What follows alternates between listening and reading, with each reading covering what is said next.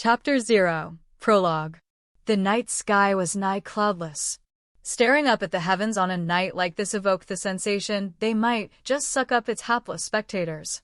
Between the stars, satellites glided slowly, satellites that weren't present near the planet Martin 30 days prior. They gazed down menacingly, as though upon a planet of prisoners, illuminating with their phosphorescent glow. One might have wondered whether the moon they said orbited Earth shone like that, too. The pinprick of light that passed beneath them must have been an OV spaceship, the real, true oppressors of the 10 million citizens of Martin. Actually, there wasn't merely a single point of light. There were, in fact, dozens. No matter where in the night sky one planted their eyes, at least one of them came into view. Even now, another flock emerged from beyond the exotic jungle that plunged ever deeper into the pitch dark, not unlike the bugs of Martin that gathered, teeming to frolic. The points of light were especially numerous near that giant sphere wrapped in a faint light. Careful observation revealed that the lights were moving in and out of the sphere. The flocks of lights painted long luminescent streaks behind them, sliding across the celestial expanse with a speed that proved they couldn't be stars. There were even those that dipped close enough to the surface that one could ascertain their shape, if only dimly. It was like something out of a dream. Jinto ought to have resented them, but he could only stare, transfixed. Jinto Lin was 8 years of age then. According to the standard calendar insisted upon by a subset of adherents of the old nostalgic Earthways, he was 10.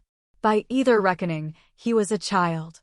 Though it was well past a child's bedtime, Jinto stared up at this unfamiliar night sky from the hybrid functionality structure's rooftop park.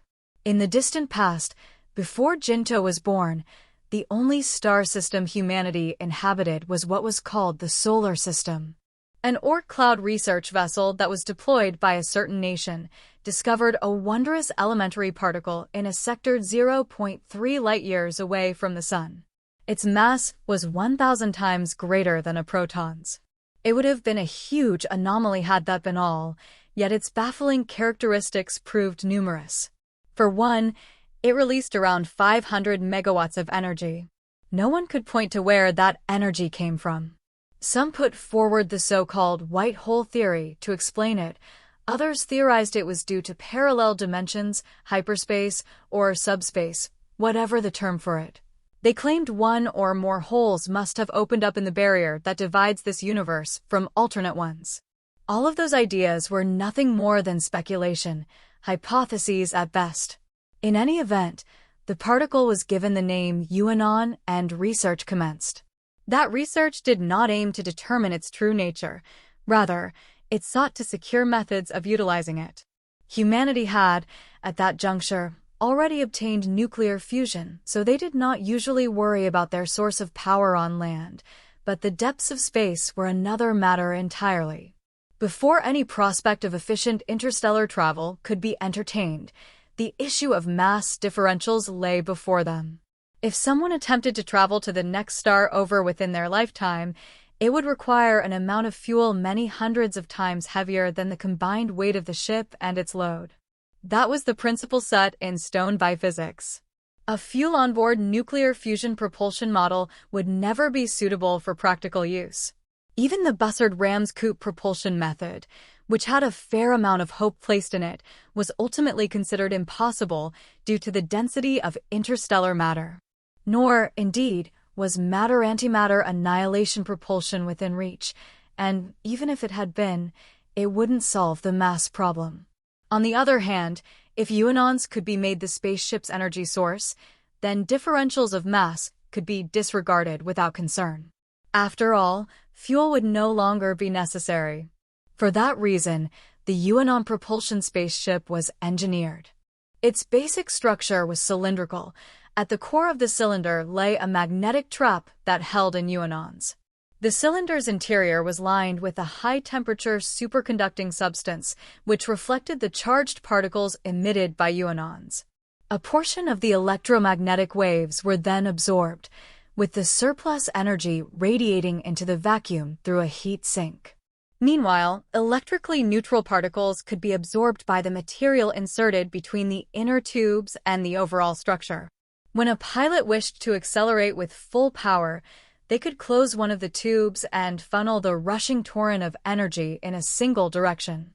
If they didn't want to accelerate, they could open both tubes to emit equal amounts of energy in both directions. Adjusting the rate of acceleration was as simple as opening and closing the tube's apertures. Despite the multitude of technical and economic barriers, rampant overpopulation and the strife it caused would mark the final stages of the era and lend strongly to the realization of UAnon propulsion. A survey into nearby star systems had already been completed by unmanned nuclear fusion-propelled ships. As a result, atmospheres containing free oxygen were found to be rare in this galaxy. It was not enough for the planet to have the right level of gravity and distance from its sun. Other factors, such as the initial conditions of the star system's formation and its rock composition ratios, also came into play. Earth-like planets were the exception among exceptions. That meant that the number of planets on which carbon-based life forms could live was low. Regardless, that was not an insurmountable problem for the star system emigration plan, since the pressure caused by the ever-burgeoning population spurred humanity to outfit themselves with terraforming technology, implementing trial runs on bodies such as Mars and Venus. After that, it became apparent that all they had to do was apply the technology to which they'd already grown accustomed to other star systems. Nor was there any need to worry their heads over ethical issues regarding extraterrestrial life forms. Thus, the first UAnon-propelled spaceship, dubbed Pioneer, was constructed. Pioneer's mission was to carry the personnel and materials necessary to open a colonial hub point. Once laser propeller bases were set up, people and objects could then be ferried through light sail-propelled spaceships, mitigating over-reliance on precious UAnon-propelled ships. Whenever humanity would find a planet that even remotely resembled their old home, they would move in on it. They expanded their domain by terraforming planets that resembled Venus or Mars as well. This was achieved by increasing the density of otherwise overly thin atmospheres to breathable concentrations, or else by trapping and thinning excess parts of high-pressure atmospheres. Atmospheric remodeling, soil production, ecosystem construction. As they expanded their domain, a new type of UAnon was discovered, unlocking the potential for a new interstellar emigration ship. Its construction was undertaken not only within the solar system, but also in other settled star systems. The ancestors of the inhabitants of the planet Martin came on an interstellar immigration vessel built in the solar system named the Leif Erikson. During this era, the scarcity of UAnons slightly dropped, such that instead of opening a colonial hub, it became possible to introduce UAnon-propelled starships throughout all corners of the emigration program. In the case of the Leif Erikson, it was subsumed into the mission of surveying and selecting places to reside during its preliminary stage. In other words, to board the Leif Erikson was to be sent away, the call to go live somewhere, anywhere else ringing in its wake. There were cases where people were merely sent on ships as nuisances to get rid of. But the passengers and crew of the Leif Erikson harbored a peculiar desire. They were thoroughly fixated on a planet wrapped in an atmosphere containing large amounts of oxygen. They thought that there must be an exotic ecosystem out there somewhere, and for countless generations they searched far and wide, until, finally, they found a blue planet orbiting a G-type star. The star was named after their first captain, Hyde, while the planet with the oxygenic atmosphere was named after their captain at the time of discovery. Although there was no intelligent life on the planet Martin, a plethora of bizarre flora and fauna did thrive there.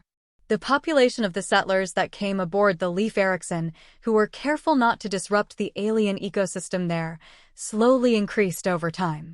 Following the completion of the settlement process, the Leif Erikson, the interstellar immigration vessel whose duty was now over, was moored in continuous orbit around Martin in commemoration. On day 57 of the first season of the 172nd year of their post-landing calendar, the Leif Erikson exploded without warning. In its aftermath lingered the phosphorescent satellite. Although a satellite by name, it did not constitute any solid matter, as it was a mere clump of gas. It was a unique, formless, spherical pocket of space, in truth, a completely transformed mass of Uanons that were once captive within the Leaf Erikson. Such was the true nature of Martin's portentous new moon, which had not yet been given a name. A single spaceship appeared from out of the explosion. That ship refused all communication, but, interestingly, it circled Martin 3 times before turning its back on the planet's uneasy populace and quickly returning through the dimly glowing spherical pocket of space. People made moves to look into the spacesphere, the parting gift left by the mysterious spaceship. However, before the government could appropriate the necessary funding, any opportunity to investigate was dashed, alongside any point of conducting one. On day 81 of that very same season and year, a large fleet suddenly made its appearance from within the space sphere. This time, it was they who wished to communicate. They'd most likely analyzed the radio waves from 24 days prior, determined that Martinese had its roots in the tongue of English, and set their translation device accordingly. It was not so difficult to understand the ancient words in the case of Martin, and so there was no language barrier for their first contact. They called themselves Av, that was the name of their race. They had blue hair, but their faces and figures were decidedly human, and they were all outwardly youthful and beautiful. They attested thus: "We may look a little different, but we too are children of Earth." It was just that their genes had been slightly modified. The Av were said to rule 1,500 human-populated star systems and over 20,000 half-human-populated star systems. The official title of their system of government, that is to say, their nation, was the Freibar Glair Gor Bari, Humankind Empire of Av, though it was often called the Bar Freibar, of Empire for short. The Star Systems Administration promptly called for talks to enter into a friendly accord. Yet Commander-in-Chief Avriel, leader of the invasion armada, rejected the offer. "Sadly," said Commander Avriel, "I cannot do that. My duty is not to forge an alliance for the sake of the Empire, it is to add another world to the Empire's dominion." Given that these were not unarmed ships, but a deployed armada, there were people who suspected they intended to invade, but even they were not immune from the shock. No one could have imagined they'd be hit with such a direct, unabashed declaration. Was it not a matter of reason to start things off with peaceful negotiation? Even if it would turn into intimidation and browbeating more or less immediately. It was useless to insist on talking to a diplomat as opposed to a soldier. "I am not just a soldier," the commander replied. "I am also a diplomat. In fact, to tell you the truth, I am also Crown Prince. My will is the Empire's will, at least with regards to how you shall be dealt with. I understand your concerns, so I shall deign to explain what it will be like to be a subject of the Empire. I cannot, however, agree to hold negotiations. We have already recognized this planet as belonging to the Empire." Naturally, an explanation was in order. It was not only government officials, but also the common citizenry who keenly needed one. As such, the video image of the fleet commander speaking from the flagship was relayed in real time. It was only then that the people saw what their assailants looked like for the first time. Pointed ears poked through dark, navy blue locks that draped down to his waist area. That, combined with the crown of delicate makeup on his head, conjured up the image of a fairy out of a children's fable more than a stereotypical invader. His face white as fresh snow, he seemed a youth of around 25, and a handsome one. The expression on his countenance, which could be mistaken for a comely lady's, was listless, languid. It spoke volumes of how tedious he found the task of conquering the Hyde star system. "Now then, I shall outline the terms between the Empire and your surface world," said the Crown Prince of Av, his voice loud and clear. The words, spoken in Varanu, the language of the Av, continued to be translated into ancient English, which was in turn translated into modern Martinese by their own automatic translator. "First of all, there will be no possibility of maintaining a noble rank in your star system. In light of this star system's special nature, Her Majesty the Empress will be your lord, at least for the time being. Naturally, Her Majesty has other duties to which she must attend, and as such, a local governor will be dispatched. We believe overworld governance to be a labor far removed from the realm of the elegant, and so long as the ground-dwelling populace can look after themselves, the lords and magistrates will seldom interfere in any of your more trifling matters. Needless to say, those principles apply to all of you as well. Now, kindly put forward your representative. That individual will become your lord or magistrate, as well as your negotiator with the empire. It matters not to us what title you bestow upon the office. You may call them president, or chief, or presiding chair, or even emperor. If you would like to hold on to the illusion that you are a sovereign nation, you may call them foreign minister. All the same, the title will appear in imperial documents as territorial representative. It goes without saying, but you are free to choose how you select them. Please use any method you like: elections, hereditary succession, nominations, drawing lots. However, in order to be a territorial representative, do be aware that it is necessary to receive the approval of your lord. This will essentially amount to a formality, but veto rights will be exercised against those who would flagrantly advocate secession from the empire. Your lord will not claim any right to levy taxes. Instead, the empire recognizes the exclusive right to trade with other star systems. The profits so acquired will sustain your lord's livelihood. In some cases, you may invest in your planet or other planets in your system.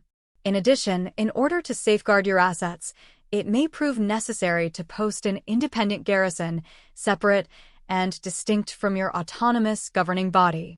That being said, it would be in accordance with a pact reached with your lord, and you will retain plenty of room for negotiation. Roughly speaking, the empire will only compel you to obey two dictates. Firstly, construction of spaceships capable of interstellar navigation shall be forbidden. This is because once you are under imperial control, you, too, will quickly learn how to overcome the light speed barrier. Such a development is inevitable, but see to it that you do not entertain the notion of actually applying that knowledge. We do not generally permit vessels that navigate to other systems across space. At the risk of repeating myself, intersystem trade is a privilege enjoyed by your lord and one protected by imperial patronage. Depending on whether your lord gives the nod, you may be allowed to possess spaceships should they keep their travels within your star system. However, we will not recognize any right to arm those ships. Secondly, we shall be putting into place a recruitment office for the Imperial Star Forces. We dispatch soldiers to carry out official duties and maintain security, and the soldiers stationed on your planet's surface will be there for those purposes only. Inferring from your population, these will not exceed 10,000 in number. As long as your autonomous government is alive and well, I promise that we will not press upon you any additional troops without your consent. Furthermore, there will be no draft, nor any conscription. Surface people are free to choose to join the star forces if they so desire. However, we must add that any attempt to interfere with an individual's free will to volunteer for military service is forbidden. Now, as for your social status, you are all considered territorial citizens. If, however, you enlist in the Stellar Army and become a vassal of your lord, and decide of your volition to work for the Empire, you will then become a citizen not of your territory, but of the Empire and its nation, thereby relinquishing any ties with your territory's local government in favor of obtaining the Empire's patronage. That is what it means to be a subject of the Empire. In any case, dramatic change will be coming to your daily lives. That change will not be affected by any tyranny on the part of your lord, but rather by the goods that will become available from other systems. We do not expect any loyalty to the Empire or His Majesty, so once you become accustomed to these unfamiliar novelty goods, your conscious awareness of your subjection to the Empire as territorial citizens will largely fade. Now, I have reached the end of my speech. From now on, a subordinate will answer any questions you may have in my stead. Please choose how you will come under the Empire's rule, peacefully or forcefully, by outcome of war. Personally, I have deemed the bioresources of this planet a valuable commodity, but I caution you not to make any unfounded assumptions that we will therefore hesitate to burn you off the surface of your planet. Happily for us, your metropolis is quite conspicuous. It would be more than feasible for us to destroy it without causing much harm to the surrounding nature. Now then, you are free to vex my subordinates with an endless font of questions, but their patience is limited, so we cannot humor your questions indefinitely. Your deadline to reply is precisely 3 rotations from now. Among other imperial subjects, the address was more respectful than most anticipated, but the people of the city who watched the broadcast were incensed. Though polite on a surface level, no care had been taken to word things so as to gain their goodwill. After all, the rank arrogance was there for all to hear. There was no sign of any consideration that there was even a possibility they could be rebuffed. The ire of the politicians and the senior bureaucrats was especially intense. The positions that they jostled so hard to seize had been described by that young noble as a labor far removed from the realm of the elegant. Besides, what proof did they have that he was telling the truth? For all they knew, the commander could be lying, and subjects of the empire were victims of repression. In fact, it would be crazy to honestly believe that a bunch of people who had come out of nowhere to all but attack them were actually sincere. Naturally, bureaucrats and representatives of the city's inhabitants did go on to pepper the officers with endless questions through the communication circuits, gaining a lot of information in the process. However, the time they were given to analyze that information was far too short. Attempting to determine the authenticity of their answers was an exercise in despair. A group of experienced court attorneys joined the lawmakers in questioning the officers, but they failed to find any points of contradiction. Though, even if the information they were given had been full of lies, the administration of the Hyde Star system had little choice regardless. The planet Martin housed an anti-space defense system. Since they had also come here from the reaches of space, it was rather easy to predict there would one day be an incursion from that very same space. There was no need to envisage an extrastellar intelligence. The possibility their very own cousins, violent and ill-mannered, would come for them was already there. Yet, allocating the necessary defense funding was easier said than done. The heads of several different administrations zealously tackled this issue, but all they had were 10 grounded anti-space lasers and 20 anti-space missiles. They boasted no spacefaring army, and it fell on a department within the Ministry of Facilities to maintain and inspect those anti-space weapons. In times of emergency, the weapons launch controls were supposed to be overseen by a part-time general in an underground control room. The only other arm of military power the Star System's government had access to was the police force that was equipped to, at best, tamp down on a large-scale riot. To say facing off against the firepower of a space armada would place too heavy a burden on them would be an understatement. Despite that, there was a faction in Parliament that wanted war. They reasoned that the giant fleet could be a bluff, and that, even if they were no match for them in the theater of space, there was hope for victory on the surface. They also reasoned that all other considerations aside, this was a matter of honor. Would it really be fine with the people to simply submit without even attempting to fight? Of course, there were equally staunch people who thought those arguments were shallow-minded, and as such they dug themselves deeper and deeper in the debates. Discussion went from the clash of lofty concepts and philosophies to the flinging of personal invective. However, their session could hardly go on forever. After all was said and done, their deadline loomed in 3 short days. A day on Martin lasted 2 hours longer than a day on their ancestral homeworld, but they had to reach a consensus of opinions, and urgently. Unfortunately, Parliament wasn't accustomed to issuing a decision with any swiftness. Reluctantly, they entrusted the decision to the head of government. The head of government at that time was Rock Lin, Jinta Lin's father. President Lin shared his thoughts with only a handful of others and whipped up support. Some vigorously opposed him, but he succeeded in laying a gag order on them. With the deadline approaching, President Lin stood before the transmission equipment of his presidential residence with his reply prepared. "So that's where you were," said a familiar voice from behind him. "I was looking for you." "Ah, right," replied Jinto. There stood a tall, slim, middle-aged man. It was Teal Clint, President Lin's private secretary. He had served in that role since Lin was a member of parliament and had known him since before Jinto was born. Jinto, for his part, had known about him since he was a child. He more than merely knew him, though. He had practically been raised as his own flesh and blood. Jinto never knew his mother. She had been a mine supervisor, dying in an accident before her only son had even learned to crawl. Rock Lin had felt uneasy about the prospect of raising his son as a single father, and he had his hands full with his political responsibilities, so he asked Teal, whom he found so dependable, as well as his wife Lena, to bring up Jinto. The Clints were fond of one another, but by happenstance were without child, so they were actually grateful when they took up Rock's request. Jinto believed himself to be Teal's son until primary school, and the affection he felt for that secretary was deeper than what he felt for his real father. The person he loved the most in the world, however, was Lena Clint.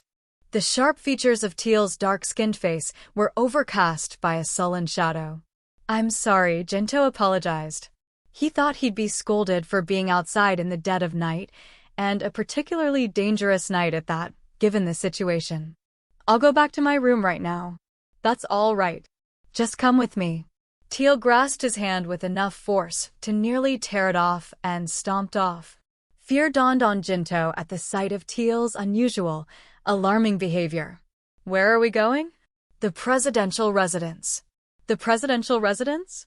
The city of Crandon, the sole city on all of Martin and home to its humans, was composed of 3 hybrid functionality structures.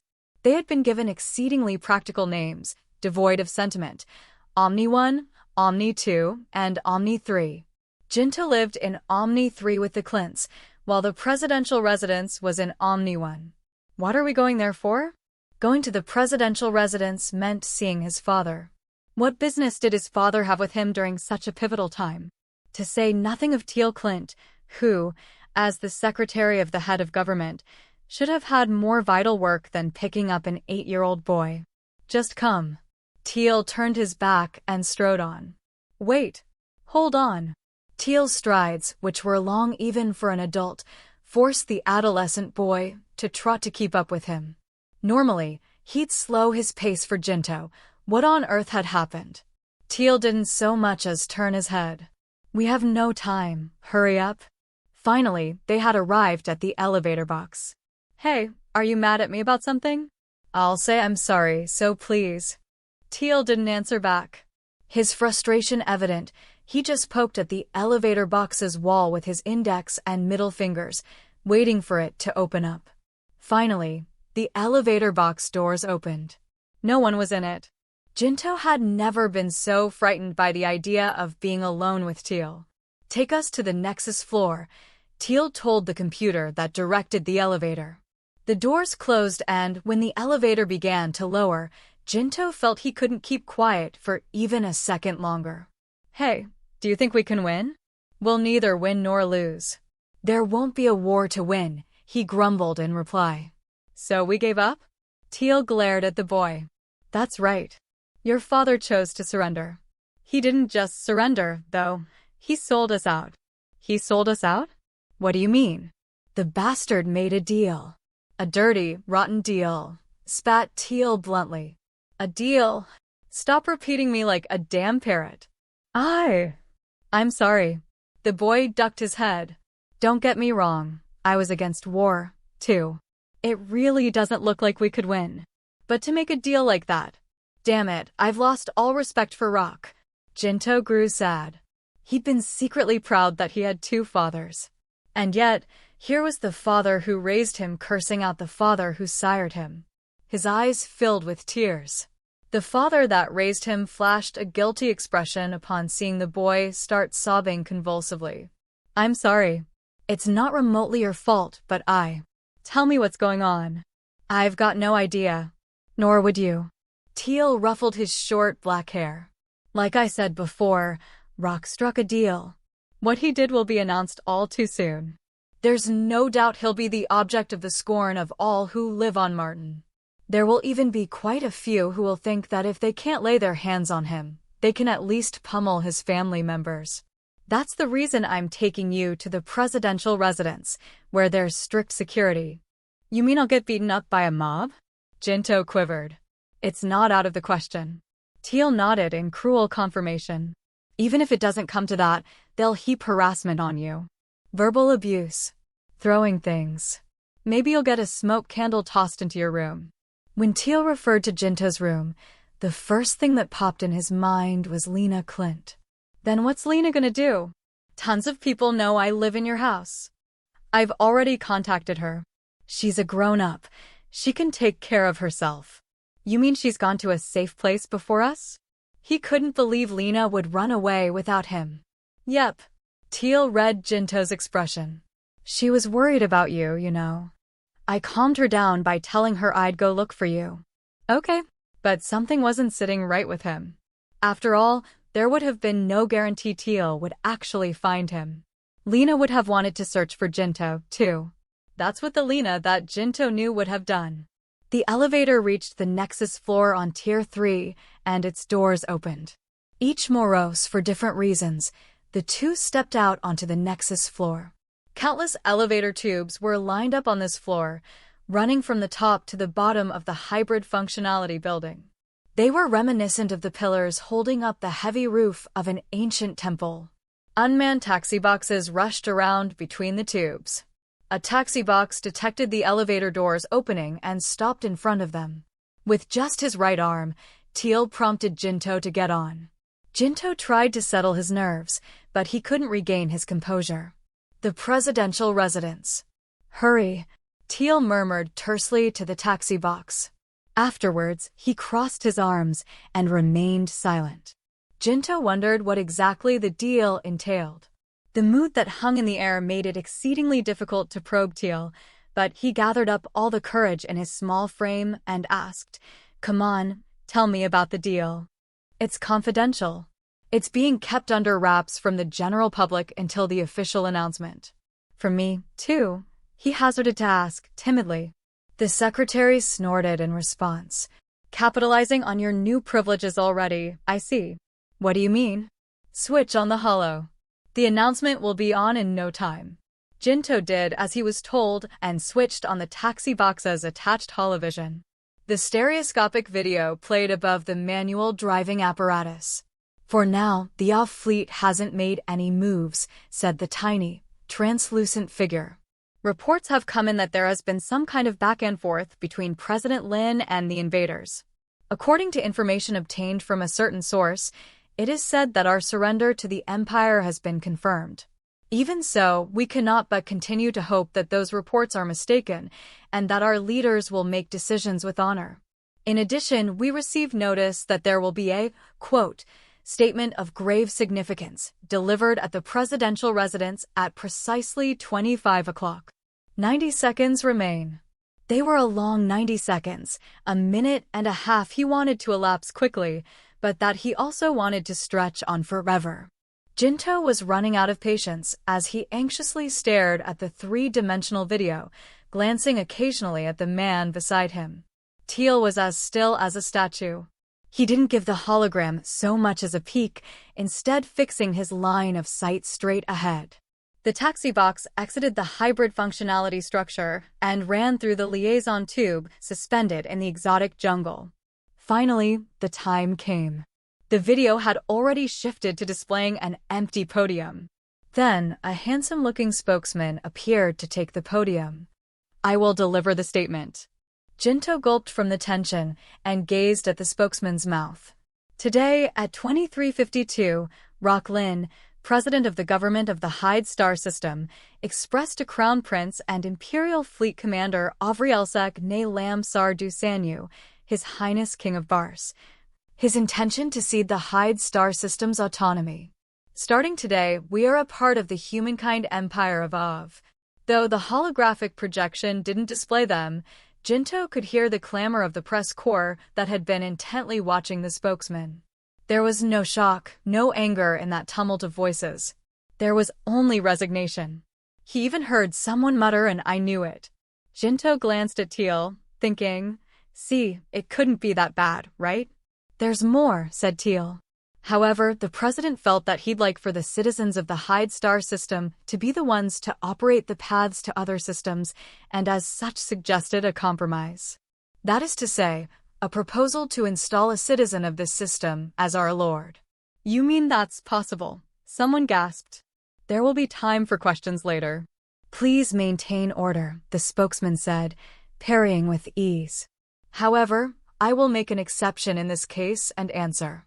Given the terms they reached, it was indeed possible. In exchange for the codes necessary to disable our anti-space defense system, our new ruler acceded to conditions more favorable for us. Then who's this new lord? I told you, you may ask questions later. The initial idea was to select our lord by means of an election. Unfortunately, however, the positions of imperial nobility aren't swayed by electoral results. Nobles aren't generally familiar with the electoral system to begin with, the spokesman said, attempting a chuckle and botching it. Even through the airwaves, viewers picked up on the increasingly murderous current in that room. Who's our lord? Same question, different voice. You did watch Commander Avriel's explanation regarding the Empire and star system, did you not? He may be our lord in a technical sense, but he'll be more akin to the owner of a space trade company.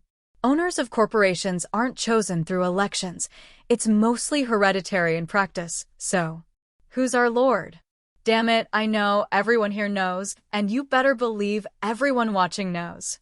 We just want to hear you say it loud and clear. Tell us, what's the name of our new lord and master? Even Jinto had caught on, however much he didn't want to believe it. It can't be, he's lying. He looked to Teal's eyes for salvation. And yet, he sat there expressionless, his lips shut. Jinto turned back to the broadcast to find the spokesman staring up. He'd been driven into a corner. Very well. It's as you've all probably surmised. Rock Lin will be making our star system his territory. The outcry that ensued could only be described as unmitigated rage. That was it. That was the deal, said Teal. Just so he could rise in status to a noble, he handed our only weapon over to our invaders. I had no idea those Ovs had feared our anti-space defense system so much. Maybe we could have put up a real fight after all. But Jinto tried his level best to defend his father's honor. He tried to get them to let us vote for who'd be lord at first. Which means, I wouldn't know. Teal ground his back teeth. I only caught wind of his idea after it was all over. After the defense systems had been disabled, after the Lin family would join the ranks of imperial nobility. I don't care what terms he initially proposed. That weasel didn't bother consulting me, his own secretary, beforehand, and he apparently didn't think he had much use for me, either. He must have thought all I could do was bring his kids someplace safe. And here I thought we were best friends. Now an additional reason Teal was so mad was made clear. Teal saw what he did as a personal betrayal as well. All of you calm down, the spokesman on the holovision shrieked. If you would just think it through rationally, you would understand that this is our best course of action. President Lin will pay the utmost consideration to all of our government's demands. In truth, as long as he doesn't violate the orders of the Empire, he intends to follow the will of the star system's government, the government of the people. I hope you realize that that wouldn't be something we could hope of someone born a noble of the Empire. We can expect the maximum level of freedom afforded to any star system under the Empire's control. Malarkey. How can we take you at your word? Some questions could be heard through the jeering outbursts. Where is President, Lord Lin currently? Yeah, where is that lout? Air. The spokesman had reached a state of stammering previously unthinkable given his job performance up until that moment. In order to iron out the particulars and to formally receive his peerage at the Empire's capital, he headed to an OV fleet flagship. He embarked on an OV landing ship on the French prairie, and he's currently aboard. So he scarpered off. Must be why he put off the announcement for so long. Wonder if he'll be back? Oh, he'll be back, surrounded by Imperial guards. No, even if he wanted to return, there's no way he could. You think the Empire'd make him a noble that easily? Heh, looks like he himself got duped. Serves him right. Everyone, please. But the spokesman was waging a one-man battle. Please, you must understand. The president made the decisions he made with the happiness of every citizen in mind, not for personal profit. Jinto couldn't take any more. He switched off the holovision. And that's how it is, said Teal. This makes you the next in line for the lordship, you know. Oh my, how crass of me to address you in such a vulgar fashion. You are our noble prince, after all. I humbly beseech you, if you would be so magnanimous, forgive me my lapse in manners, your excellency. Jinto tried to convince himself that it was all in good humor, but there wasn't a shred of levity on Teal's face. Stop it, Teal. Jinto struggled to hold in the tears. Why are you talking to me like that? It's not fair. I know it's not. Teal kept staring straight ahead. I know I'm treating you horribly. It's just, I can't get over it. Son of a. It may not look it, but I'm trying my hardest not to yell. Damn it all. The taxi box entered Omni 1's Nexus floor. The elevator for the presidential residence would be arriving soon. There's only one thing I want to know. What? Teal looked his way. When you told Lena to run, suddenly, he lost the desire to finish asking the question. But there was no getting around it. He had to hear the answer. Did you tell her about the deal, too? No. It was being kept under wraps from the general public. That moment's hesitation mercilessly exposed his lie. I see. Jinto could virtually hear the rattling as the world with which he was so intimately familiar, the world he loved, collapsed around him.